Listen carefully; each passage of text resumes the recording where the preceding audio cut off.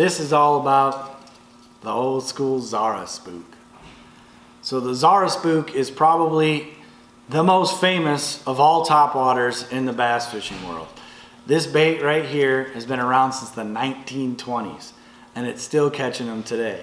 In fact, this bait is still one of the biggest confidence baits for tournament anglers all over the country. This bait flat out catches them.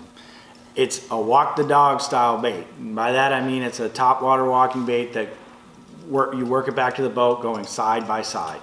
So you're twitching slack line in your rod and you're making the bait move side to side as it comes through the water column.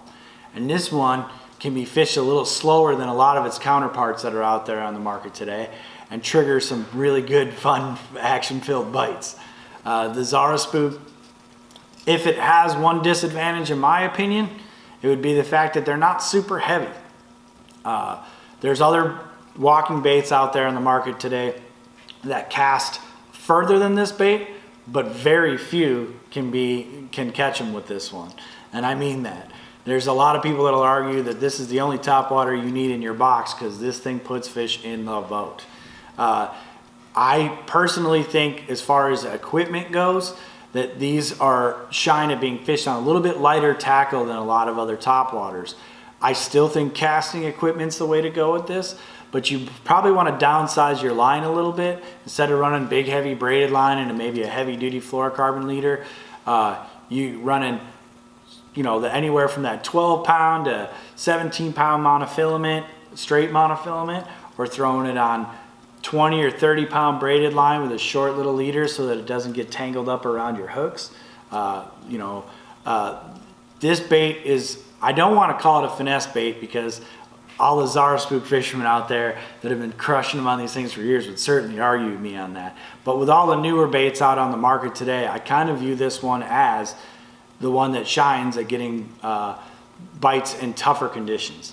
So if you're fishing a fishery that gets a lot of pressure, this is a lot more subtle bait than a lot of the walking baits that are out there on the market now that make a lot of commotion and are really fast and aggressive.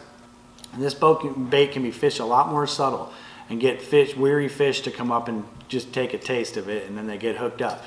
The components on this bait are really nice. They come with really big oversized treble hooks on them stock out of the box. And this thing weighs half an ounce, so it's certainly by no means a lightweight bait.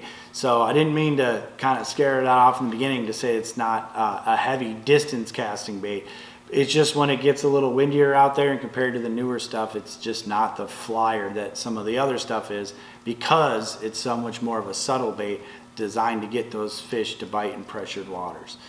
As far as gear goes, throwing it on a 7-foot plus rod is only going to aid you in distance, but I know a lot of anglers like to kind of shorten that up a little bit, keep that rod tip down, and make their package nice and light so that rod and reel nice and light with a more of a moderate bend or a really fast tip so that the tip section of your rod's really light so that you can walk this bait really gently and you can make this thing come back to you without making a ton of commotion, just enough to get those fish to bite.